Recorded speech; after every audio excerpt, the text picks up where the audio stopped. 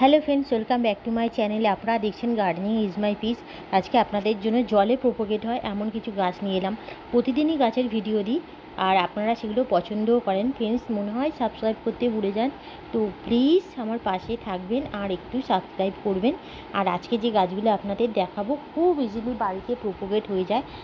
আর যে কটা গাছ দেখিয়েছি আপনাদের, যে কোনো টিপ কাটিং নেবেন আর জলে দিলে এগুলো সহজে চারা তৈরি হয়ে যায়। বর্ষার জল যদি আপনি বর্ষার জল ধরে রেখে সেটাতে দিতে পারেন, কেন বর্ষার জলে কাটিং খুব তাড়াতাড়ি গ্রো করে। যেহেতু মাটি থাকবে না, শুধু জল, বর্ষার জলটা দিলে খুব ভালো হয়। আর প্রতিদিন জলটা পাল্টে দেবেন, তাহলে দেখবেন এক সপ্তাহের মধ্যে কোনো গাছ এক সপ্তাহ, কোনো গাছ 9 দিন বা 10 দিন, কারো ক্ষেত্রে 15 দিনের সময় লেগে যায়। রুটস আপনি দেখতে পাবেন 15 দিনের মধ্যে যে কোনো গাছের। আর কোরিয়াস বা অন্যান্য ড্রেসিনার যে প্ল্যান্টগুলো দেখলাম, ওগুলো তো আপনার এক সপ্তাহ সময় যাবে না, আপনি রুটস দেখতে পাবেন।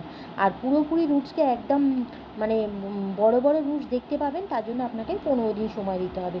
খুব সহজেই কাটিংগুলো তৈরি হয়ে যায় ঘরে, কত ইজিলি আপনি চারা পেয়ে যাবেন নিজেই ভাবতে পারবেন না। একবার আমার কথা শুনে একবার শুধু একটা কাটিং নিয়ে জলের মধ্যে দিয়ে দেখুন ফ্রেন্ডস।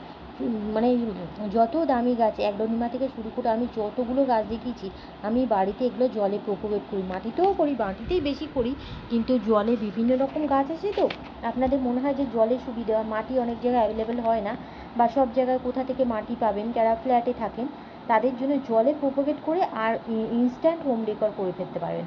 আজকে আপনাদের জন্য সেই গাছগুলোই নিয়ে এলাম। তো ফ্রেন্ডস, দেখতে থাকুন, ভালো লাগলে লাইক, কমেন্ট, শেয়ার।